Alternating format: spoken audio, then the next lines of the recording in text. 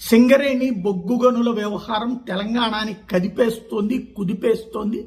ఏదైతే ఒక పక్కన బట్టి విక్రమార్క మరొకసారి తీవ్రస్థాయిలో విరుచుకుపడుతూ రాధాకృష్ణకి వార్నింగ్ ఇస్తే, రాధాకృష్ణ రివర్స్ లో బట్టి విక్రమార్కకే వార్నింగ్ ఇస్తూ, ఈవెన్ రేవంత్ రెడ్డికి కూడా చొరకంటిస్తూ ఈ బొగ్గు వ్యవహారం నుంచి డైవర్ట్ చేయడానికే రేవంత్ రెడ్డి టెలిఫోన్ ట్యాపింగ్ అంటూ మళ్లీ తెర మీదకి తీసుకొచ్చాడని ఆరోపించడం ఒక ఎత్తు అయితే, దీంట్లో రేవంత్ రెడ్డి ప్రస్తుతం విదేశాల్లో ఉన్నారు. మొన్న దావోస్ సభకి వెళ్ళి ఆ తర్వాత అమెరికాలో ఉన్నటువంటి ఏదో యూనివర్సిటీలో వారం రోజుల కోర్స్ చేసి ఆ సర్టిఫికెట్ తో ఇక్కడికి రావడానికి రెడీ అవుతున్నారు.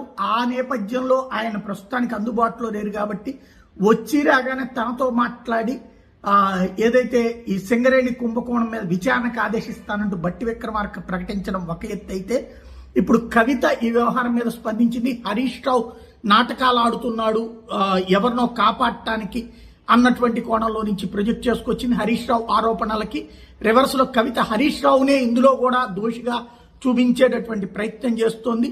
ఎవరినో కాపాడటానికంటే మరి కేటీఆర్ని వ్యతిరేకిస్తోంది, లేకపోతే కేసీఆరే అసలు దొంగ అని చెప్తోందా అర్థం కాని పరిస్థితి ఆమెది. ఇంకొక వైపున కోమటిరెడ్డి స్పందించాడు, నా బంధువులకి సంబంధం లేదు ఈ వ్యవహారంలో, కావాలంటే కేసు విచారణకి నేను కూడా సహకరిస్తాను అన్నటువంటిది. ఓవరాల్ గా సింగరేణి ప్రకంపనలు రేపుతోంది.